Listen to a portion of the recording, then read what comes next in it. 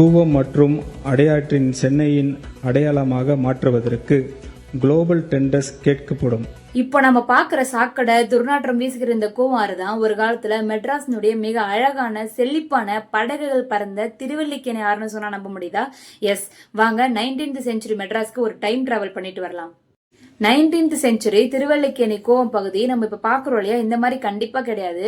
தண்ணீர் வந்து அவ்வளவு பளிங்கு மாதிரி சுத்தமானதாகவும் நதியோரமாக பசுமையான மரங்கள் அடர்ந்து ஒரு சொர்க்கம் மாதிரி இருந்திருக்கு. இது வெறும் நதி கிடையாதுங்க, மெட்ராஸினுடைய ஒரு லைஃப் லைன். காசிமேட்டில் இருந்து மகாபலிபுரம் வரைக்கும் மக்கள் வந்து சரக்குகளோடவும் ஜாலியாகவும் படகுகள்ல இந்த ஆறு வழியா தான் பயணம் பண்ணியிருக்காங்க.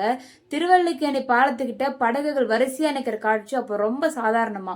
திருவல்லிக்கேணி பார்த்தசாரதி கோவில் திருவிழா காலங்கள்ல இந்த ஆத்துல தெப்ப திருவிழா ரொம்ப விமர்சனையா நடந்திருக்கு.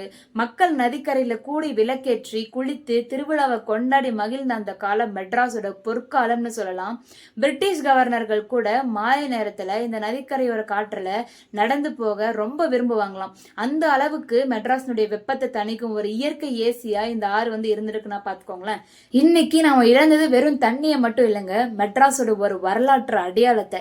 இந்த வீடியோ பார்க்குற நீங்க உங்களுடைய தாத்தா பாட்டி கிட்ட வந்து கேளுங்க, அவங்க சொல்லுவாங்க நம்ம திருவல்லிக்கேணி ஆறு எவ்வளவு அழகா இருந்திருக்கு அப்படின்னு. இந்த மாதிரி மெட்ராஸுடைய மறக்கப்பட்ட பக்கங்களை தெரிஞ்சுக்கணும் அப்படின்னா நம்ம பக்கத்தை ஃபாலோ பண்ணிக்கோங்க. தேங்க்யூ.